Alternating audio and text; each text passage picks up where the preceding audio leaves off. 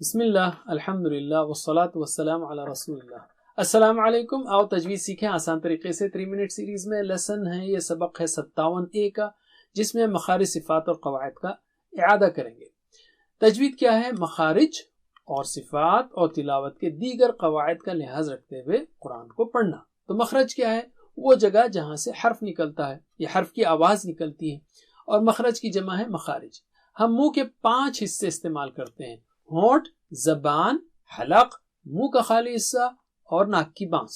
ہونٹ، زبان، حلق، منہ کا خالی حصہ اور ناک کی بانس، اور یہ سارے حروف ہیں جو مختلف جگہوں سے نکلتے ہیں۔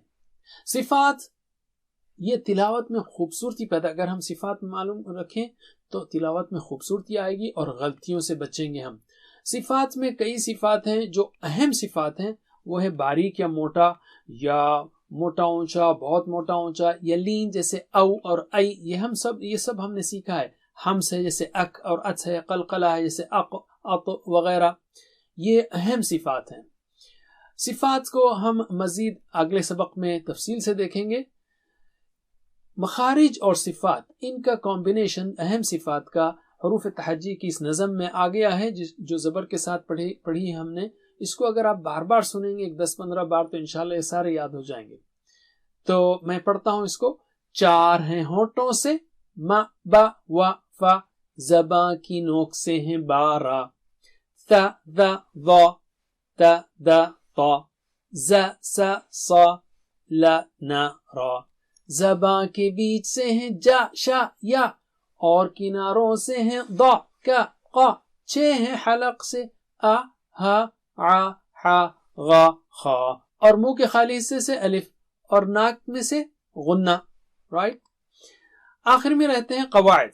اس کے لیے آپ اس کو اس طرح یاد رکھ سکتے ہیں: لام میم نون را، اس کے بعد مد اور وقف کے قاعدے۔ لام میم نون را، مد اور وقف کے قاعدے۔ انگلش والوں کے لیے ایک آسانی ہے، ایک جملہ ہے، اردو کے لیے بنایا جا سکتا ہے: لیٹ می ریسائٹ مائی القرآن نائسلی۔ تو اس میں سارے جو ہے قواعد کا ذکر ہے: لیٹ، لام، می، میم، اور ریسائٹ، را، مائی، مد وغیرہ۔ یا تجوید کو ہی کہہ سکتے ہیں آپ: یوزنگ کریکٹ مخارج اینڈ صفات، let me recite my Quran nicely, and you stop there, stop and starting rules also. ہم نے تجوید کے لیے الحمدللہ خاص فونٹ ڈیزائن کیا ہے، جس میں حرکات بالکل حرف کے اوپر ہی ہیں۔ حرکات جو ہیں، ہر حرکت یعنی زبر زیر پیش حرف کی چوڑائی کے اندر ہے۔ حروف میں یکسانیت ہے، جہاں کہیں عین ملے گا آپ کو ایک ہی جیسا ملے گا۔